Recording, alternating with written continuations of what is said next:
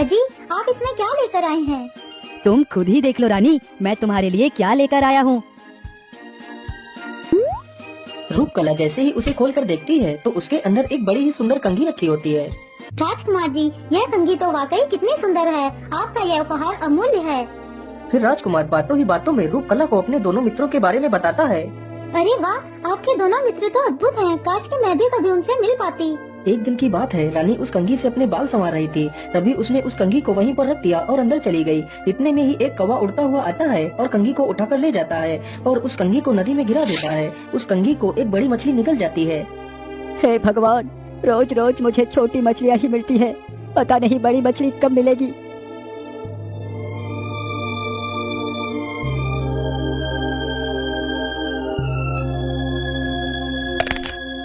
मछुआरा जल्दी से अपना कांटा पानी में डालता है और चुपचाप वहीं पर खड़ा हो जाता है। तभी उसके कांटे में कुछ हलचल होती है। वह जल्दी से कांटे को बाहर खींच लेता है। अरे राम राम राम, क्या आज के दिन फिर से मुझे इन छोटे छोटे मछलियों से ही संतुष्ट होना पड़ेगा।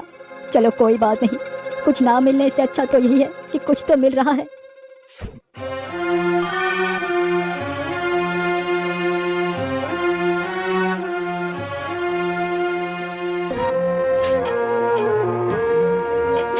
अरे मुझे लगता है मेरे कांटे में फिर से कोई मछली फंस चुकी है। चलो जल्दी से इसे बाहर खींच लेता हूँ। इतना सोचकर मछुआरा अपना कांटा खींचने लगता है।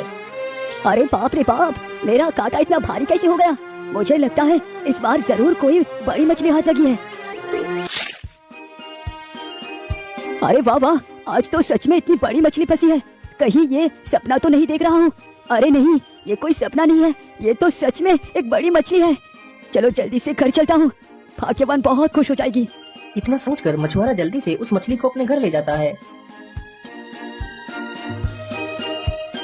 अरे वाह, आपने तो कमाल ही कर दिया। आज आप इतनी बड़ी मछली लेकर आए हो। लेकिन भाग्यवान, इतनी बड़ी मछली को खरीदेगा कौन? अजी, आप महाराज के पास जाओ, वही इस मछली को खरीद सकते हैं। हाँ हाँ भाग्यवान, तुम बिल्कुल ठीक कहती हो। मैं इस मछली को महाराज के पास ही ले जाता हूँ। इतना कहकर मछुआरा राजा के पास पहुँच जाता है। ठीक है, वो दिन मैं तुम्हारी मछली में तुम्हें 100 सोने की अशर्फिया देता हूँ। राजा के मुंह से यह बात सुनकर मछुआरा बड़ा ही खुश हो जाता है और 100 सोने की मोहरें लेकर वहाँ से चला जाता है।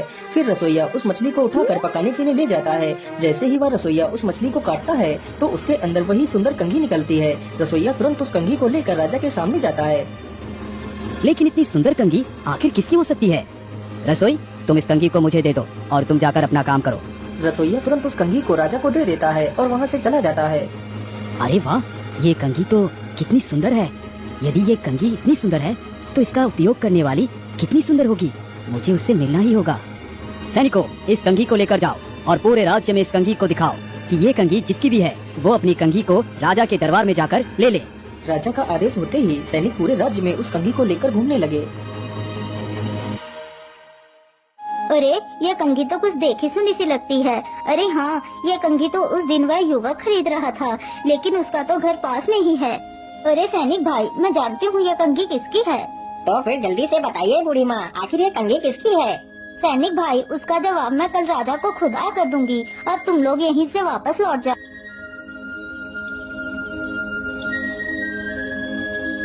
अगले ही दिन वह बूढ़ी महिला राजा के दरबार में पहुँच जाती है।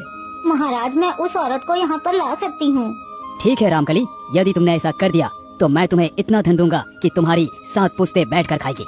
इतना सुनते ही वह बूढ़ी महिला बहुत खुश हो जाती है और जल्दी ही राजकुमार के घर पहुंच जाती है। महारानी जी, कृपा कर मुझे किसी काम पर रख लीजिए। यदि मुझे काम नहीं मिला तो मैं भूखों मर जाऊंगी। बूढ़ी महिला की ये बात सुनकर राजकुमार को उस पर दया आ जाती है। अच्छा अच्छा ठीक है माता जी, आप आज से ही हमारे घर में काम कर सकती हैं। उसी दिन से वह बूढ़ी महिला उन्हीं के घर में काम करने लगती है।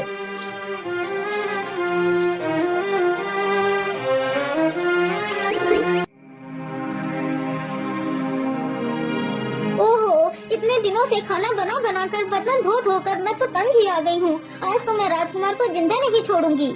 इतना कहकर वह बूढ़ी महिला खाने में जहर मिला देती है।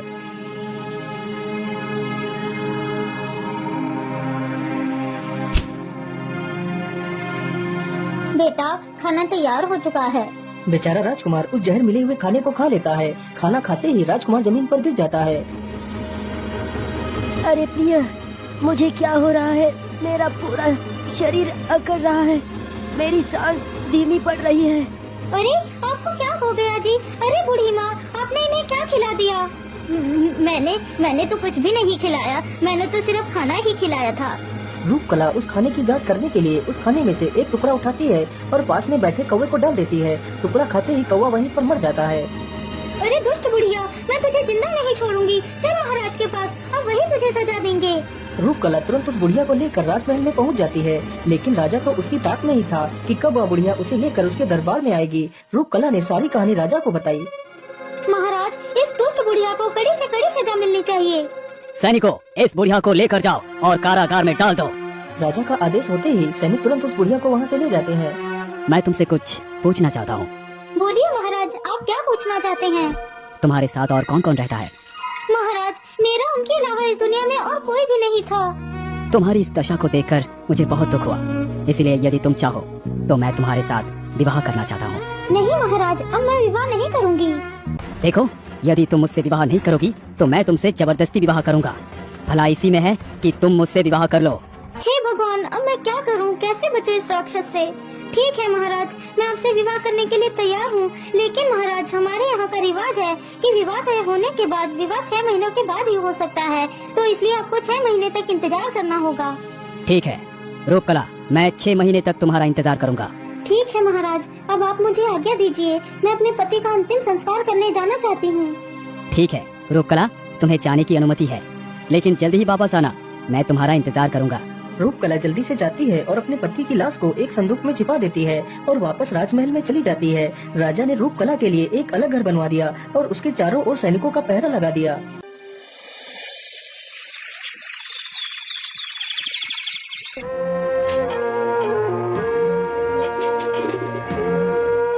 महाराज, राजकुमार इतने दिनों से गायब है और आपने हमें बताया तक नहीं।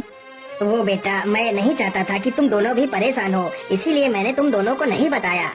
महाराज, इसमें परेशानी कैसी? हम दोनों उसके मित्र हैं और हम दोनों आज ही अपने मित्र को ढूंढने के लिए जाएंगे।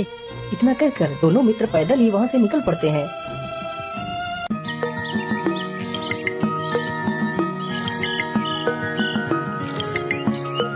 वे दोनों मित्र चलते चलते उसी राज्य में पहुँच जाते हैं। अरे ये दोनों युवक तो मुझे कुछ जाने पहचाने से लग रही हैं।